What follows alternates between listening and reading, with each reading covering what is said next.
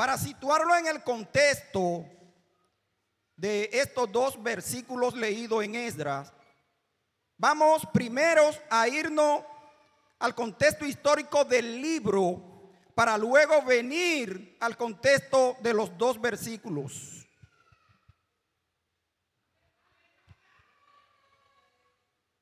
El libro de Esdras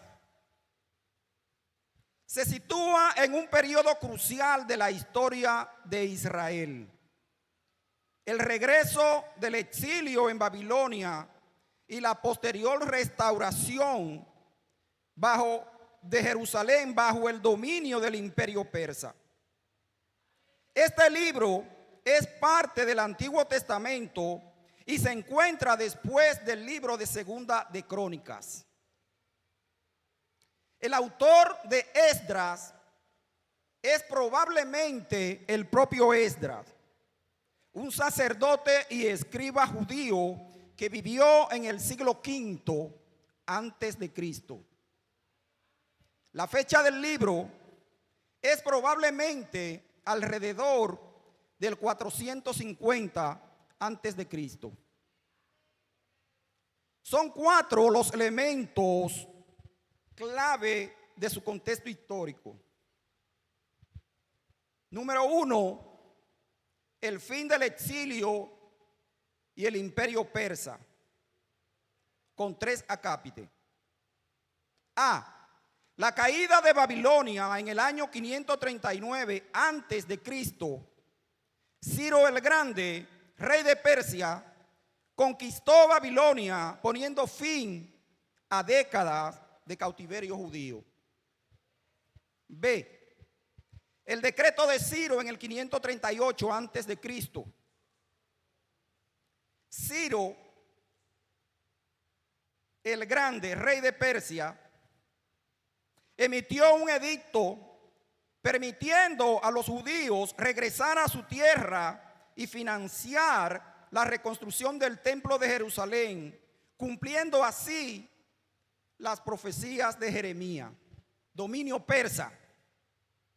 A diferencia de los babilonios, los persas practicaban una política de tolerancia religiosa y autonomía administrativa para los pueblos conquistados, y esto facilitó el retorno. Elemento número 2, las etapas del regreso. El libro de Esdras cubre aproximadamente un siglo, 538 al 440 antes de Cristo, y se divide en 2 grandes movimientos migratorios. A. Primer regreso. Lo trata desde el capítulo 1 al capítulo 6, liderado por Zorobabel y el sumo sacerdote Josué. No Josué el de la conquista de Canaán, sino Josué, hijo de Josadat. Su enfoque principal fue la reconstrucción del templo y la reconstrucción del altar y del segundo templo, que se completó en el 516 antes de Cristo, tras superar fuerte oposición local. El segundo regreso está contenido en su versículo 7 hasta el 10, liderado por el propio Esdras, un escriba y sacerdote experto en la ley, unos 80 años después del primero, en el año 458 antes de Cristo, bajo el reinado de Artajerje I. El elemento número 3 son las reformas religiosas y sociales. A. Identidad y pureza. Al regresar, la comunidad judía era pequeña y estaba rodeada de pueblos extranjeros.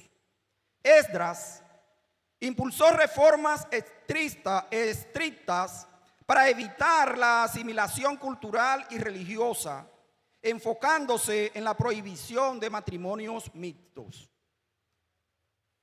B. La restauración de la ley la Torá. El propósito fundamental de Esdras fue constituir la comunidad sobre la base de la ley de Dios, estableciendo la lectura pública en las Escrituras como el centro de la vida nacional.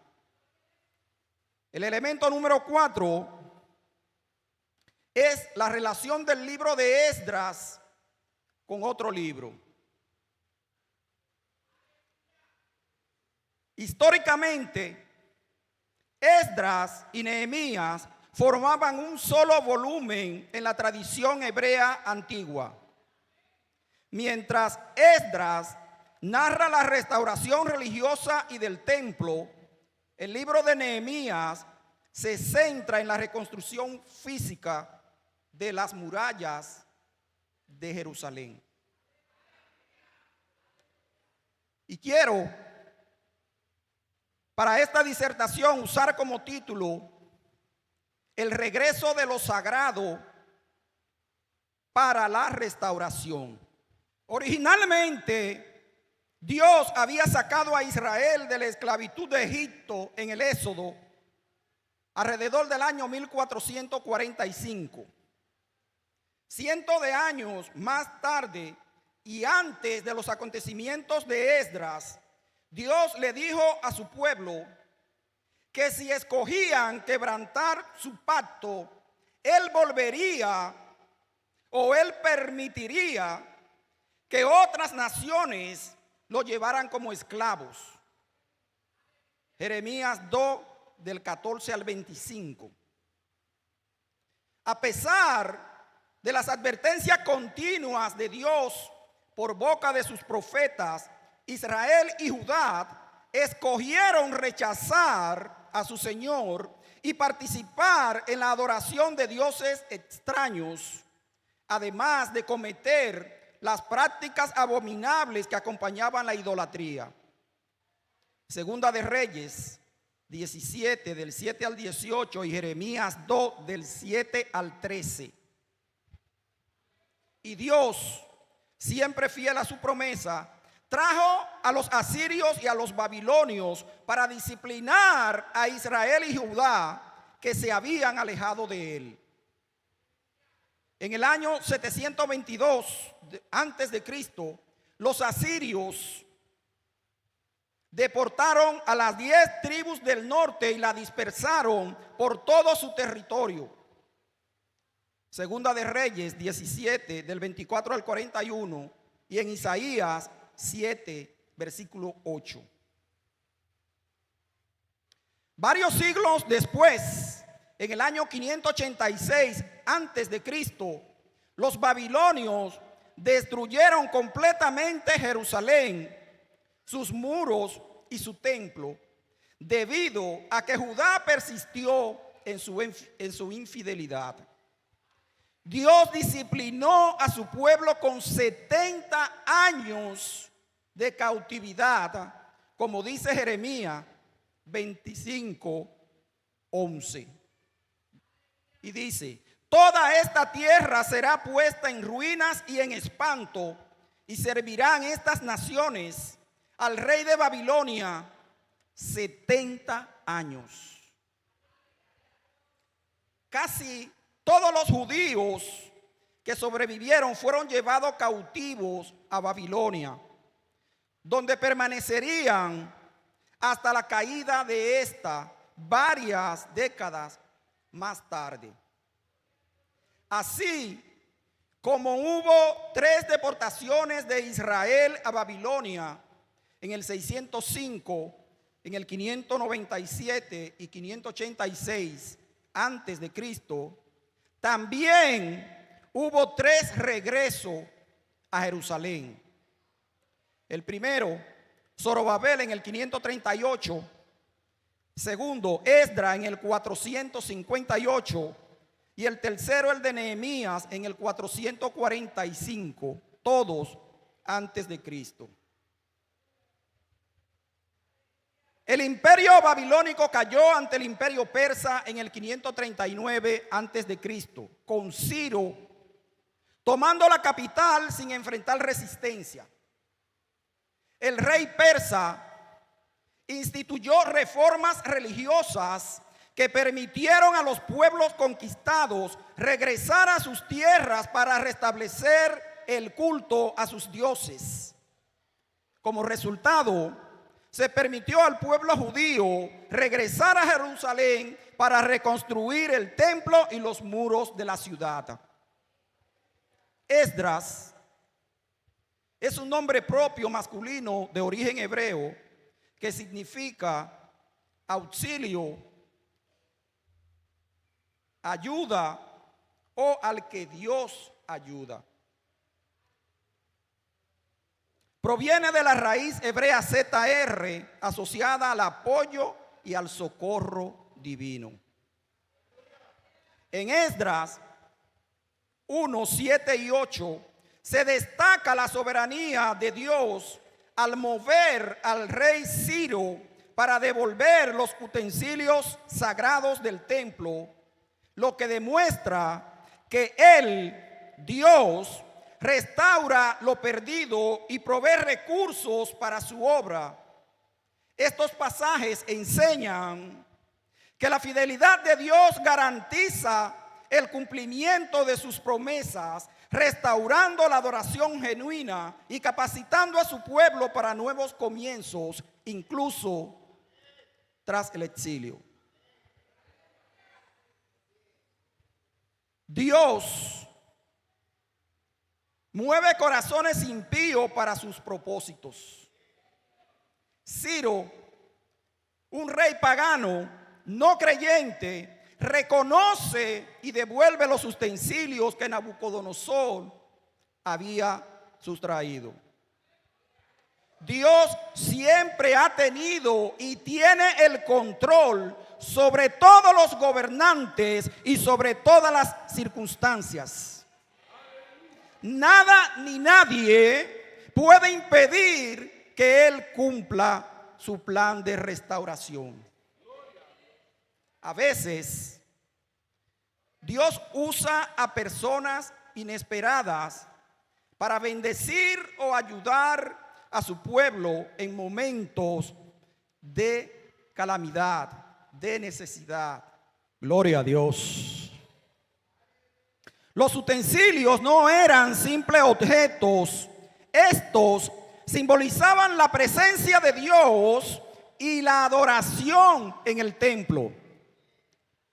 Dios no solo permite el regreso, sino que devuelve la dignidad y los recursos necesarios para reiniciar el culto.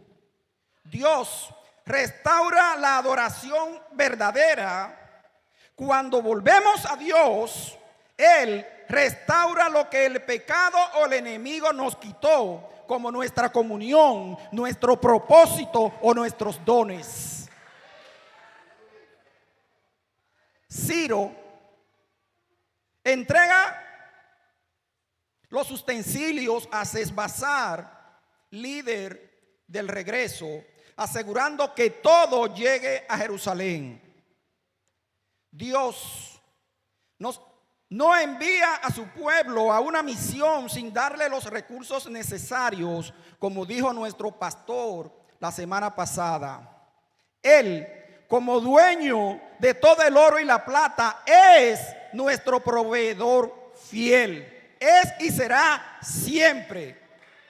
Cuando nos dedicamos a hacer la voluntad de Dios, Él provee lo necesario, ya sea espiritual, emocional o material, para llevar a cabo sus obras, que son nuestros propósitos. Esdras 1 del 7 y 8 nos invita a confiar en que Dios está activo. Asimismo, mis hermanos, Dios está activo incluso cuando parece que todo está en ruina. Él sigue activo. Él prepara el camino. Él mueve corazones y Él nos provee para restaurar la adoración en nuestras vidas, en nuestras familias y en nuestra iglesia. Dios cumple su palabra y siempre, siempre restaura el culto de su pueblo cuando hacemos de su obra nuestro propósito. En estos dos versículos vemos cómo Dios está trabajando para restaurar a su pueblo y devolverle lo que le había sido quitado. Aplicar Esdras 1, 7 y 8 hoy implica confiar en que Dios restaura lo perdido y mueve voluntades para cumplir su propósito. Significa devolver a Dios el tiempo, talentos y recursos que fueron malgastados, usándolos ahora para su obra, confiando en su provisión y viendo su mano en la restauración de nuestras vidas. Al igual que Ciro devolvió los utensilios sagrados, hoy debemos nosotros identificar qué área de nuestras vidas, ya sea tiempo, talento o recurso financiero, hemos dedicado para cosas mundanas y devolverlas para el servicio a nuestro Dios. Los utensilios no se perdieron definitivamente. Dios hizo que regresaran.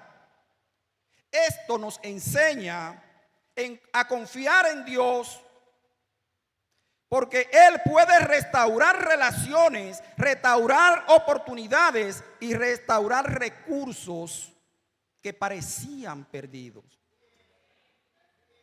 Sesbazar,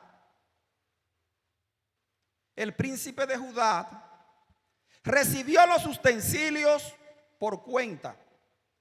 Esto quiere decir que fueron contados, fueron inventariados. Y esto nos aplica la responsabilidad de ser buenos administradores de lo que Dios nos entrega, asegurándonos de usarlo con integridad.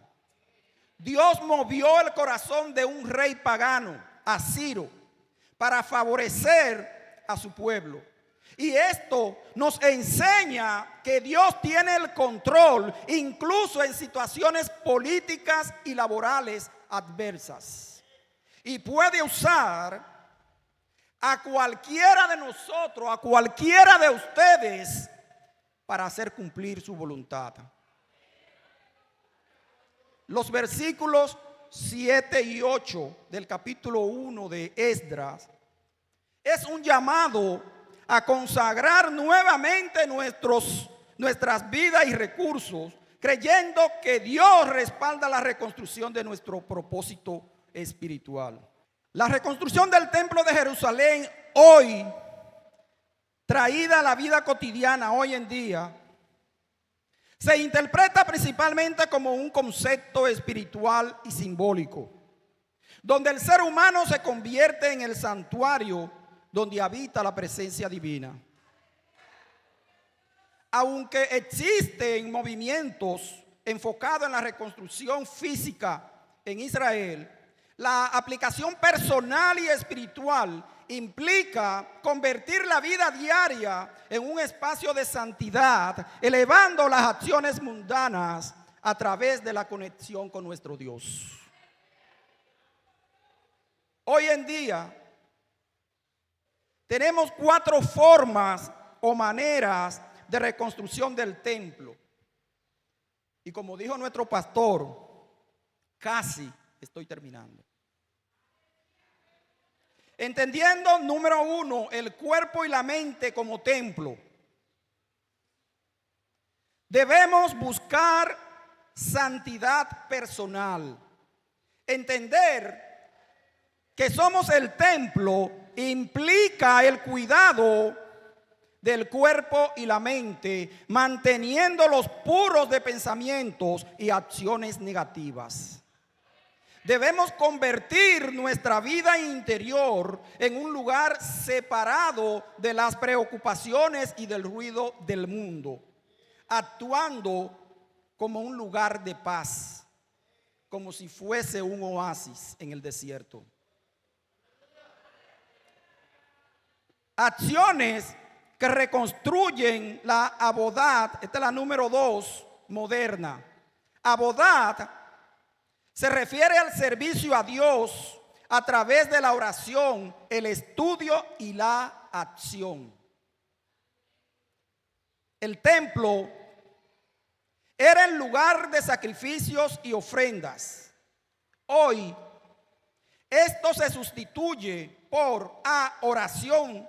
Reemplazar los antiguos sacrificios animales por oraciones sinceras y meditaciones, considerada una forma más elevada de conexión con Dios. B. Estudios y buenas acciones. Dedicar tiempo al estudio de la palabra, la Torá, y realizar actos de bondad y justicia, lo cual eleva la espiritualidad cotidiana. C. Reunir a los dispersos. Simbólicamente se reconstruye el templo cuando los hermanos nos reunimos en comunidad y armonía, superando así la división. La número 3, reconstruir los muros de la vida. Tomando el ejemplo de Esdras, reconstruir el templo de Jerusalén hoy representa restaurar la fortaleza personal y espiritual, restableciendo los límites, volver a poner límites morales y éticos que protejan nuestra integridad. Reconstruir el templo es la renovación del pacto. Arrepentirse y renovar el compromiso personal con Dios y con los valores de su palabra. Y la cuarta forma de la reconstrucción del templo es la preparación espiritual. Teniendo actitud de servicio, actuar con la dedicación de los pastores, los sacerdotes, buscando dar lo mejor a Dios en cada área o en cada tarea diaria. Teniendo esperanza y expectativa, mantener viva la aspiración de la redención y un mundo mejor, lo que simboliza la esperanza del tercer templo.